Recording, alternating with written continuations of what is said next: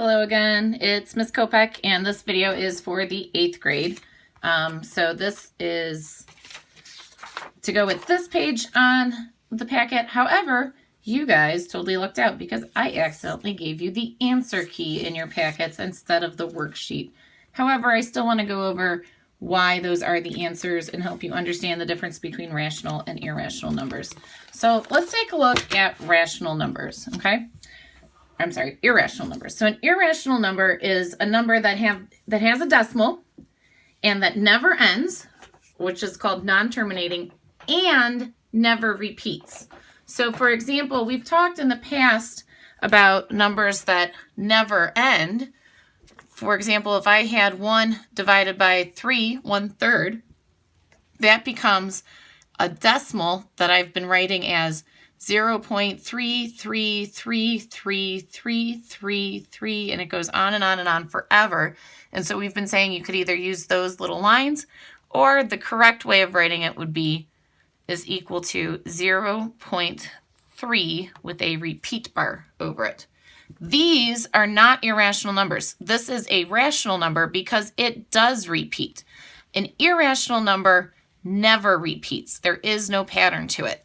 So for example, pi is an irrational number. It's that first irrational number that we learned about last year. So even though we often say that pi is 3.14, or sometimes we'll use 22/7 when we want a fraction, and that's actually a little bit more accurate. However, these are both approximate values of pi. So the correct way to write it would really be pi and then the squiggly equal sign that means approximately. So pi is approximately equal to 3.14, or pi is approximately equal to 22 divided by 7. Because in reality, pi never repeats and never ends. You can look it up online. So pi is equal to 3.14159265, and it goes on and on and on forever. They've never found a pattern. They've never found anything that repeats. There's some people that think that if they were to keep working on solving pi, that they might eventually find a pattern, but we've gone over 1 million digits out, and there has yet to be a pattern. So pi is considered an irrational number, okay? Irrational numbers also cannot be written as a fraction. Any fraction that you write, even a complex fraction, is going to be a rational number. A rational number means that it will eventually either repeat or terminate. So let's take a look at the numbers that we have learned about. All these numbers that we're talking about are part of what's called the real number system. Now, in high school, you'll start to learn about some numbers that are outside of the real number system, such as imaginary numbers, but we won't deal with those just yet. So real number system consists of all the numbers that we've been learning about so far. So when we were in kindergarten, we started with learning the natural numbers. The natural numbers. And those are just the counting numbers. They're whole numbers and they start with 1. So actually, I'm going to use my other marker for this. So for example, 1, 2, 3, 4, ... going on. That's what the natural numbers consist of.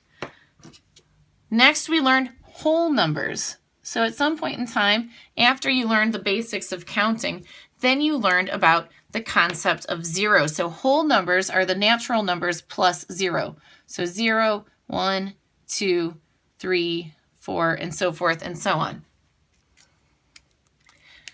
After that, then things started to get a little bit more complicated. And we started talking about integers. So integers are all of the whole numbers, 0 is included, all the whole numbers and their opposites. So even though 0 doesn't have an opposite, it's still considered an integer. So for example, -14. 0 would be an integer, but it would be more accurate to write that as a whole number. However, sometimes we get confused and we think integers are only negative numbers, and that's not true. Integers are all the positive whole numbers and all their opposites. So +14 is also an integer.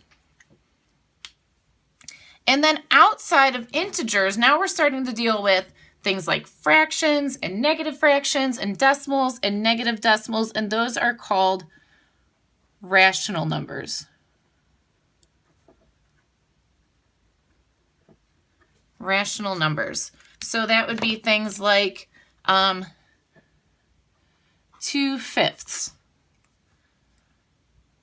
0.888 repeating, right?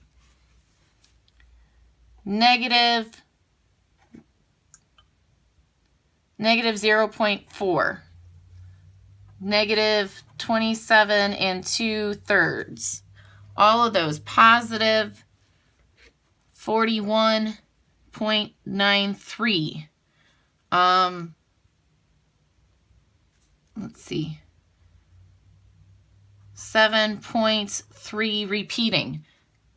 Negative 7.3 repeating also. Those are all examples of rational numbers.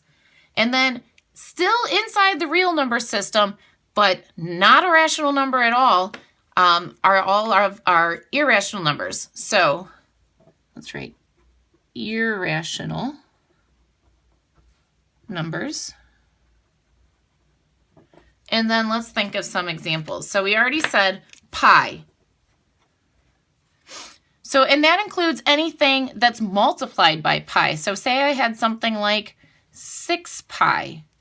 Well, this is just 6 times an irrational number, so it's still going to give me an irrational number. Anytime I see pi, I know it's automatically an irrational number. Square roots and cubed roots are almost always irrational numbers.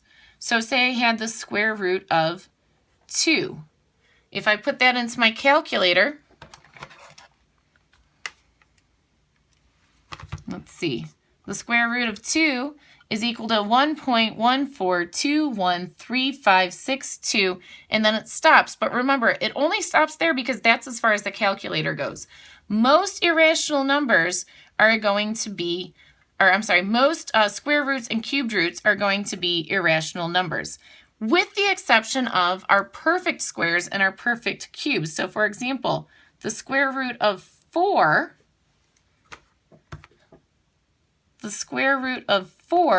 is equal to 2. So that is a rational number. The cubed root